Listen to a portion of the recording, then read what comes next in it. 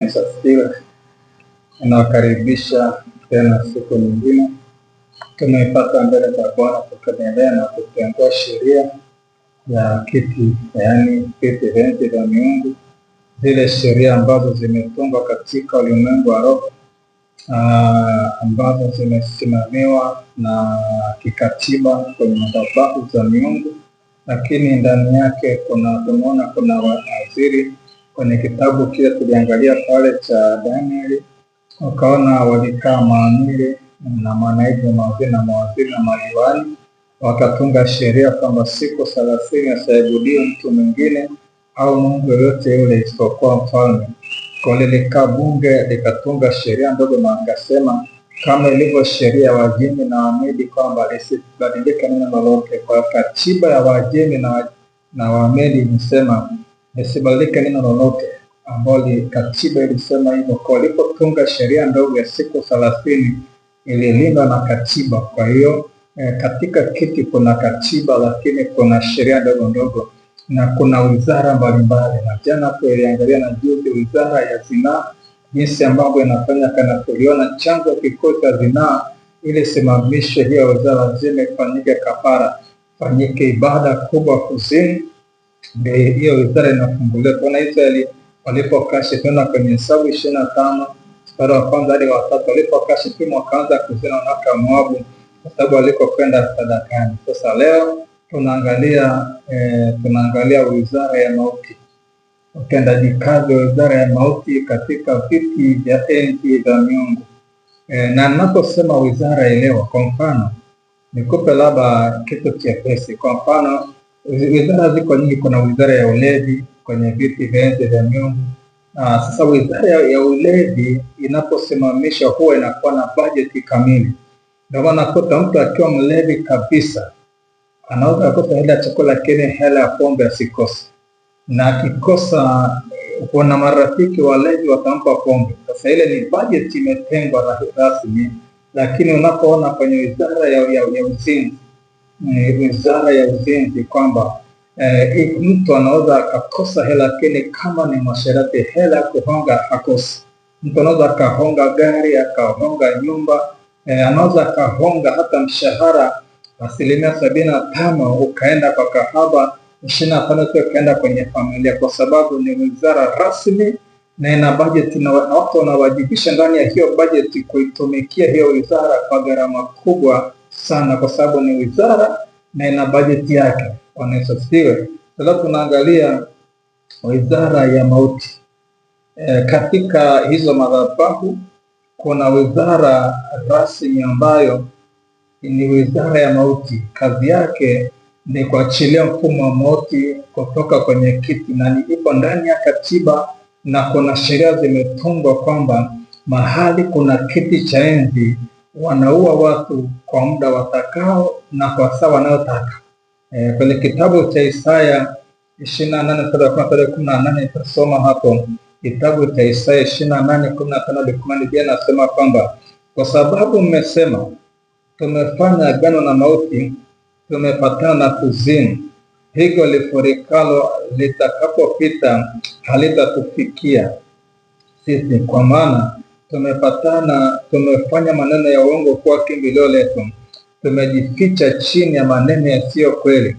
Kwa hiyo kwa ajili ya hayo Bwana Mungu asema hivi, tazama naweka jiwe katika Sayuni, jiwe msingi, liwe msingi, jiwe lililojaribiwa, jiwe la pembeni lenye thamani, msingi ulio imara, yeye aaminie hatafanya haraka. Nami nitafanya hukumu kwa kuwa kanuni kuwa ndiyo kanuni, na haki kuwa ndiyo timazi, na mvua ya mawe itachukulia mbali hilo kimbilio la maneno ya uongo, na maji yatakapogharikisha mahali pa kusitiri. 18. Na agano lenu mliloagana na mauti litabatilika, tena mapatano yenu mliopatana na kuzimu hayatasimama. Pigo lifurikalo litakapopita, ndipo ninyi mtakapokanyagwa nalo. Kwa nisiwe. Niangalie tena hapa kidogo kwenye kitabu kile cha Zaburi 102 na mstari wa 19 hadi 20. Zaburi 102 kuna mstari Biblia nasema, maana ametazama toka patakatifu pake pa juu, toka mbinguni Bwana ameangalia nchi, ili akusikie kuugua kwake aliyefungwa na kuwafungua walioandikiwa kufa. Ili akusikie kuugua kwake aliyefungwa na kuwafungua walioandikiwa kufa. Bwana Yesu asifiwe. Sasa hapa kwenye kitabu cha Isaya, pointi yangu sema, tumefanya agano na mauti, tumepatana na kuzimu, na huku nasema na agano lenu mlagana na mauti litabatilika, tena mapatano yenu mliopatana na kuzimu hayatasimama. Bwana Yesu asifiwe. Sasa hapa tunaona walifanya agano na mauti wakapatana na kuzimu, wakafanya mapatano na kuzimu. Sasa katika viti vya enzi vinaposimikwa, moja maagano ambayo miungu Biblia inasema wazi kwamba mwizi haji ili aibe, achinje, haribu na kuangamiza, na bali nimekuja na uzima kisha nao tele. Kwa hiyo mahali penye viti vya enzi, moja ya katiba, moja ya sheria, lazima kuwepo na kuua, kwa sababu shetani ni mwizi, ni mharibifu, anaua. Sasa kuna baba zenu waliingia na maagano ya mauti. Sasa kuna watu wanakufa wanapofika umri fulani, wakifika miaka 50 wanakufa. Lakini kuna familia nyingine, kila mzaliwa wa kwanza akipata mimba, mtoto anakufa, alafu mimba ya pili inaendelea. Unakuta katika watu 100 unakuta watu 30 ndani ya ukoo, kila mzaliwa wa kwanza alipozaa mtoto wa kwanza alikufa, lakini wengine mzaliwa wa mwisho anakufa, lakini wengine kuna mifumo tofauti. Sasa hapa anasema kwenye Zaburi kwamba kusikia kuugua kwake kusikia kilio chake anayeugua, nasema na kuwafungua walioandikiwa kufa. Sasa aliyeandikiwa kufa ni sheria imetungwa na ameandikiwa, sheria inaandikwa. Aliyeandikiwa sema na kuwafungua walioandikiwa kufa. Sasa kwenye viti vya enzi vya miungu, mahali vimesimikwa, kuna ukoo umeandikiwa kufa, na kunakuwa na aina fulani za vifo ambavyo tunakuta ndani ya ukoo vifo vinafanana. Kuna aliyoandikiwa sema kuugua kwake aliyefungwa. Sasa kuna kule kuugua kwenye kubeba mauti. Sasa kuna watu unakuta kwenye familia 50% ya vifo ni ugonjwa wa presha, 50% ya vifo ni vigonjwa na magonjwa ya sukari, 10% kadhaa ni kifafa, wanakumbuka kwenye maji wanakufa, wanakuwa kwenye moto, unakuta kama usikia ukoo huu wanakufa sana na kifafa, lakini usikia ukoo huu wanakufa sana na kansa. Wameandikiwa kufa na wamepewa ugonjwa wenye mauti ndani ya ukoo mzima.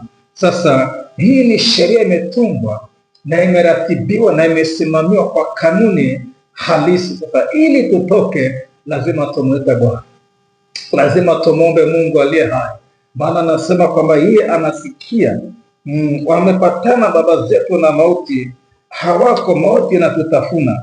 Anasema ili kusikia kuugua kwake aliyefungwa na kuwafungua walioandikiwa kufa. Kwa tunapenda kufanya maombi ya toba kama Bwana asikie kuugua kwako, lakini Mungu akufungue ulipoandikiwa kufa na kutengua hiyo sheria ya mauti kwenye kiti. Baba, katika jina la Yesu Kristo wa Nazareti, Mungu nakushukuru kwa ajili ya ujumbe huu. Ninasimama palipobomoka mbele zako kwa ajili ya watumishi wako ambao ziko sheria zimesimamishwa na kiti, ambazo sheria zimeachilia magano ya mauti. Hizo sheria zimebeba roho ya kifo, hizo sheria zimebeba magano ya mauti. Baba, nasimama mbele ya madhabahu yako katika jina la Yesu. Kristo wa Nazareti, Mungu aliye hai, inasimama na damu ya Yesu nikiomba toba ya magano ya mauti ambayo yamesimikwa kwa sadaka, ambazo zimefanyika ibada katika madhabahu za ukoo, wamefanyika kafara kwenye madhabahu za ukoo, na hizo kafara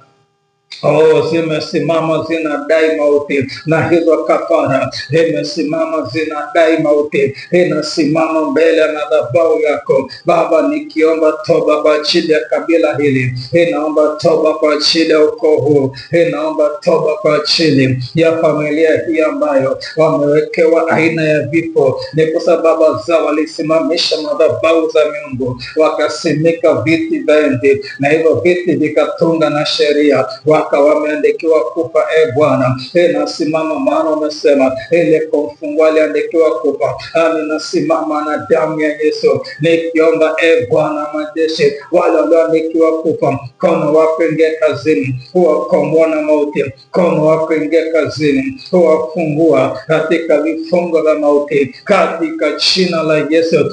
Ukasikia kuugua kwao, ukasikia maombolezo yao, ukasikia mateso yao, ukasikia misiba yao, katika jina la Yesu Kristo wa Nazareti. Wanapofuatilia maombi haya Baba, kwenye taifa lolote, kwenye bara lolote, katika taifa la Tanzania, katika Afrika Mashariki, katika jina la Yesu, weza wako Bwana wakumsikia uguayo, ukadhihirike Bwana, ukasikia kuugua kwao, ukauona mateso yao, ukaona na msiba wao, ukawafungue walioandikiwa kufa, maana baba zao walipatana na mauti, wakaweka gano na kuzimu. Hilo gano la mauti, wakaweka gano na mauti, hiyo mauti na watafuna kia gano, mapatana na kuzimu yanawafata kihalali. Nasimama na damu ya Yesu nikitengwa hiyo sheria ambayo imesimamishwa, wakaandikiwa kufa, hiyo sheria ambayo imetungwa, wakaandikiwa kufa. Nasimama na damu ya Yesu, inasimama na damu ya Yesu nikiomba damu isikatengwe hiyo mauti iliyoachiliwa, damu isikatengwe hiyo mauti, hiyo sheria ya kiti ambayo wameandikiwa kufa kutoka kwenye kiti, wameandikiwa mauti kutoka kwenye kiti. Baba, nasimama na damu ya Yesu nikiomba mkono wako sai upite Bwana kwenye misingi ya familia, mkono wako upite kwenye misingi ya ukoo, mkono wako upite Bwana kwenye misingi ya kifamilia, katika jina la Yesu. Mamlaka yako na nguvu zako Baba zionekane sasa, ukiwachilia katikati ya kuandikiwa kufa, ukawafungue walioandikiwa kufa kwa damu ya Yesu, ule ufunguo wa damu ya Yesu, ukawafungue walioandikiwa kufa. Wako wanaokufa Bwana katika umri fulani, wako wanaokufa kila mwaka fulani, kila miezi fulani, wako wanazika kila mwaka miezi fulani, kwa sababu sheria ilisema watakufa mwezi wa 7. Hiyo sheria Bwana ukaitengua kwa damu ya Yesu, ukatengua kwa sheria walioandikiwa watakufa wakiwa na miaka 50, ukaitengua hiyo sheria kwa damu ya Yesu. Walioandikiwa kwamba watapisha uzaliwa wa kwanza, damu isitengwe hiyo sheria katika jina la Yesu. Kwa Mungu mwenye nguvu, Mungu aliye karibu, ajitukuze sasa, ajidhihirishe, akatute hiyo sheria, akatenge hiyo sheria, akafute hiyo ya mailo andiko, na kama utakufa na namtangaza kabisa, na labda litasema utakufa wale mtaishi, na mtasimulia matendo makuu ya Mungu aliye hai, hata kutangaza kwamba sitakufa kama walivyokufa familia, sitakufa kama ukoo unavyokufa, hata sitakufa kwa kisukari, hata sitakufa na kwa pressure, hata sitakufa na kansa, bali nitaishi na kusimulia matendo ya Mungu aliye hai katika jina la Yesu. Baba, natangaza juu ya familia hiyo inafuatilia maombi haya, natangaza juu uko na kabila hili, ninatangaza hawatakufa bali wataishi na watasimulia matendo makuu ya Mungu aliye hai katika jina la Yesu. Usikie kuugua kwao Baba, ukawafungue walioandikiwa kufa katika ukoo kwa damu ya Yesu. Yesu, ukafungue hizo familia zile ambazo zimetongwa sheria ya kiti na wakaandikiwa kufa. Tengwa hiyo sheria ya mauti, hiyo sheria na utafuta wa mauti kwa Baba, ukaitengwa hiyo sheria katika jina la Yesu. Mungu ukawafungue walioandikiwa kufa katika jina la Yesu, na kwa damu ya Pasaka ya mwana kondoo Yesu. Baba, ninakuamini kwamba mkono wako unadhihirika katikati ya watoto wako, unadhihirika katikati ya hiyo familia katika jina la Yesu, kwa damu ya Yesu. Amen. Mungu wangu awabariki wanaofuatilia mafundisho haya, lakini pia Mungu amenipa neema ya kuandaa kitabu hiki ni Kuvunja Agano la Mauti.